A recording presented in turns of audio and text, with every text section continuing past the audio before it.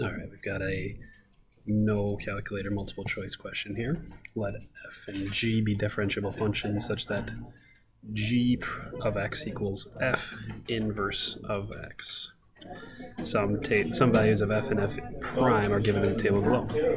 Use these values to determine g prime of 2. So let's take a look. Anytime we want to do inverses, which is what these would be, I think it's a great idea just to rewrite our inverse notation. F of g of x is x, and when we derive that, f prime of g of x, it's just a good chain rule practice. Divide it over, so g prime of x equals 1 over f prime of g of x. Good. So if we want g prime of 2, we're going to need 1 over f prime of g of 2.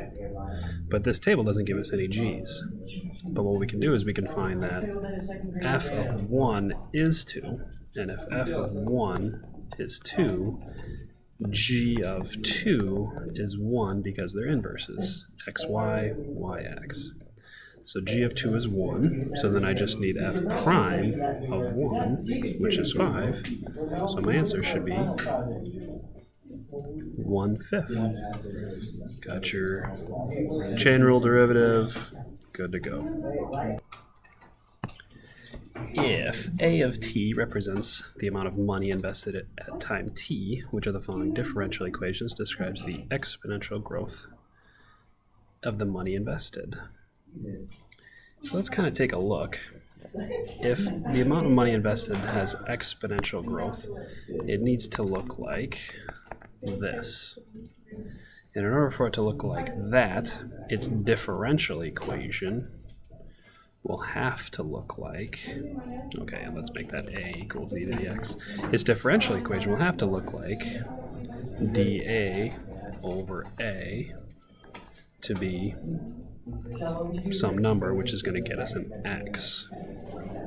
So the only one that's going to divide by the a is e. And I guess for me, that's the best way to describe it.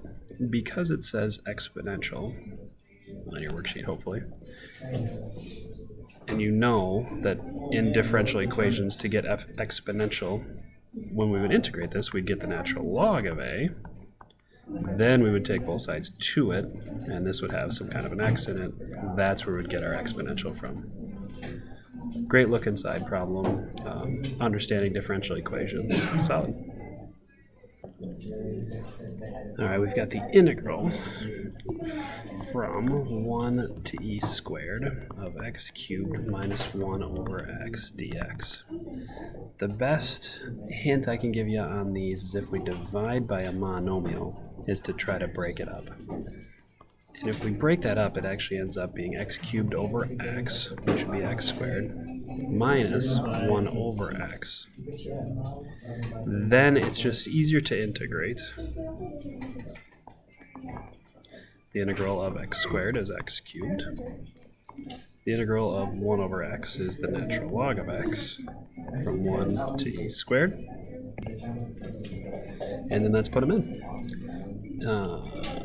E squared cubed would be e to the 6th over 3 minus the natural log of e squared minus, put the 1 into both, 1/3 minus natural log of 1. Clean that up. E to the 6th over 3 minus the natural log of e squared is just 2. Natural log of 1 is 0, so minus 1/3. Getting closer. Now that's not up here anywhere, but we are close. Can we get everything in terms of thirds? E to the 6th over 3. This would be minus 6/3 minus 1/3, and then it looks like we're going to get minus 7/3. So topic here would be when we integrate, try to make monomials just easier to integrate. The graph of f prime, the derivative of the function f, is shown in this graph. F prime has a relative minimum at x equals 0, which of the following statements must be true? Always reading those words must is important. F has a relative minimum at x equals -2. Let's take a look here. X equals -2. I would say it would have a relative maximum there because we're gaining area and then we'd be losing area. So I don't think that would be correct. The graph of f is concave up from 0 to infinity. Well, if this one has a relative minimum at 0 and then it increases after that, that means its derivative would be positive. So f of double prime would be greater than 0 after x equals 0.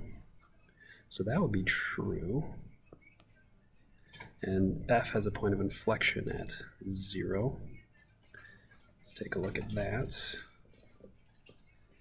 If it's a relative minimum, it goes from decreasing before it, increasing after. Therefore, its derivative would go from negative to positive, which is what's required of a point of inflection. So that's true. So it should be 2 and 3 would be the right answer there.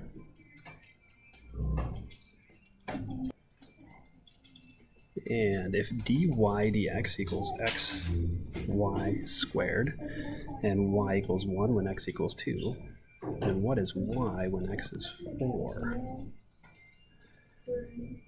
All right, well, we could definitely find the slopes because that's what dy dx is, but then how would we find y when x is 4? So we've got to look for a y equation. So we've got a differential equation, and step 1 is to separate the variables.